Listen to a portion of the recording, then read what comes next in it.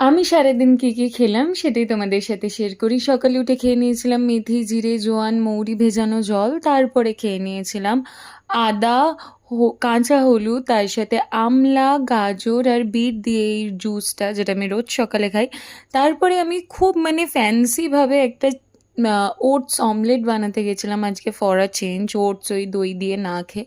কী যে খিচুড়ি বানিয়েছিলাম ভগবানই জানে, কিন্তু খেতে খুব সুন্দর হয়েছিল, মানে দেখতে যেমন হোক খেতে খুব ভালো হয়েছিল। তারপরে খেয়ে নিয়েছিলাম একটা কলা।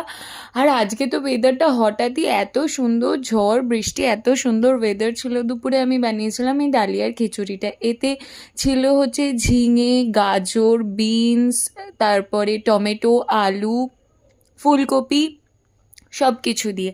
আর রাত্রিরে এসছিল আজকে দিদির বাড়ি থেকে খাবার দাবার, চিকেন কাবাব এসছিল। এটা দিদির ননদ বানিয়েছিল, এত ভালো খেতে হয়েছিল এটা, মানে কোনো ওভেন বা কোনো তন্দুরের ইউজ করেনি, এটা জাস্ট গ্যাসে ওই রুটি সেকার ওই ছাঁকনিতে সেকে করেছিল, এত ভালো করেছিল। এর আগেও একদিন করেছিল, ওই দিনও মানে এত ভালো খেতে হয়, এটা দারুণ খেতে হয়েছিল চিকেন কাবাবটা। আর এত সফট হয়েছিল।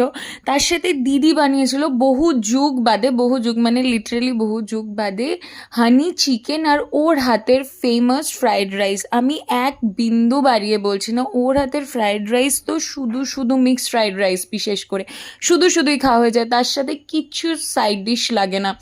এত সুন্দর ও করে এই ফ্রাইড রাইসটা, মানে ও যুগ বাদে বানালো এই ফ্রাইড রাইসটা, আর এত ভালো করে। তার সাথে হানি চিকেনটাও ভালো হয়েছিল, কিন্তু ওর ফ্রাইড রাইসের সাথে কোনো কিচ্ছুর তুলনা চলে না। তো দ্যাটস ইট ফর টুডে।